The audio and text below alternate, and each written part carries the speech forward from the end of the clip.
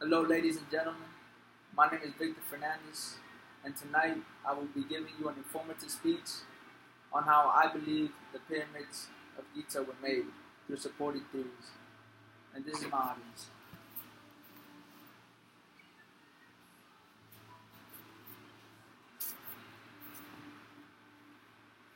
So, we've all heard that gossip.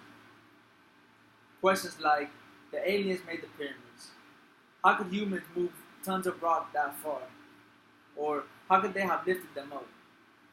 I was one of those people that didn't try and research it myself. I just believed what the TV was saying. After doing my research, I found some interesting theories out. These theories made me rethink the possibilities that our ancestors could have actually made these world wonders.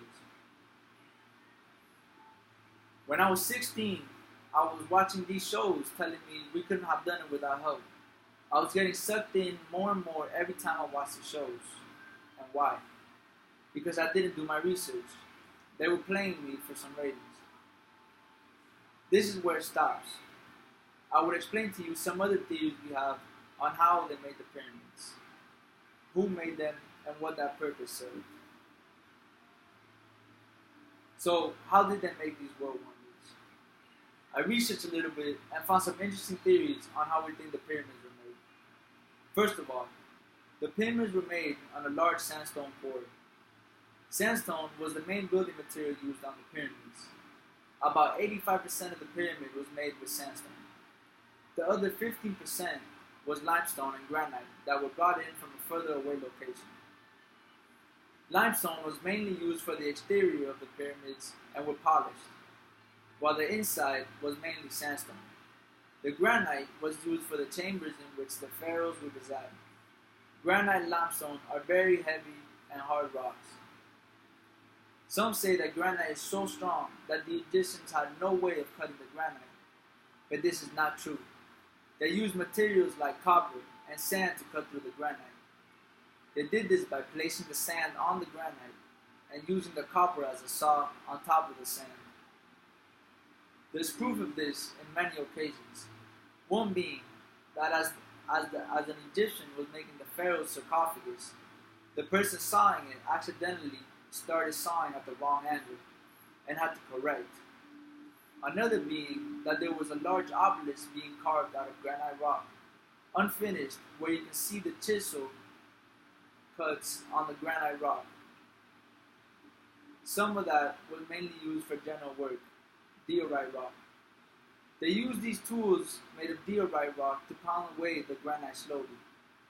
The copper was expensive, so it was reserved for royal works like that of the sarcophagus. Now you say, okay, but how did they bring the granite in from that faraway quarry? The Egyptians used a sled to mount the granite stones on. They would attach ropes made of papyrus to pull it all the way to the pyramids. There's much proof on this as there is an actual hieroglyph of the word sled, and many depictions of them moving the granite. It was hard and long work, but doable. Now, how did they actually build these pyramids? Well, according to a French Egyptologist and architect named Jean-Pierre Houdin, the pyramids were constructed using an internal ramp, which workers would drag the blocks through it until they reached the corners, at which time another set of workers positioned themselves to pull it up the next ramp. There is more support on this theory because of the amount of physical evidence that was found supporting this theory. One of them was that of a French team looking for other hidden chambers conducted a full-scale of gravimetric survey, or a big X-ray, of the Great Pyramid in which they found the spiral formation, like that of Jean-Pierre. Now you know the basic facts and theories of how they were made. Let's find out who actually made the pyramids. The pyramids were made by a family of succeeding pharaohs. Khufu, being the first, was a pharaoh who ruled in 26th century BC. Khufu made the first and biggest pyramid, also known as the Great Pyramid of Giza, the one most of us know. Next comes his son Khafra.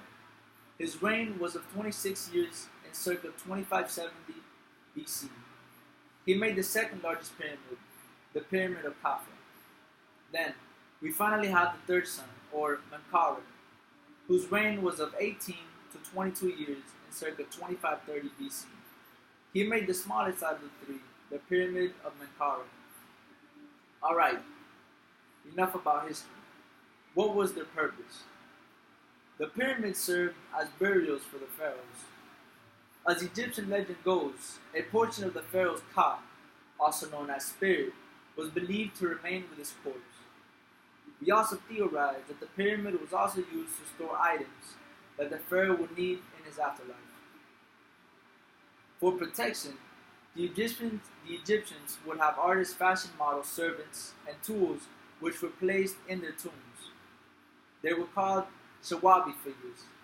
Shawabi meant answerer. When the courtier needed something, or also known as the pharaoh or the person that died, he would call upon the shawabi to do the work. To finish this off, I made this speech to give you some insight on other theories out there about the pyramids of Giza, other than they received help from green things. I went over with you how we think the pyramids were made, who made them, and what their purpose is. Now you can help inform someone else on other plausible ways the pyramids might have been made. Thanks for watching, and I leave you in peace. And once again, here's Moni.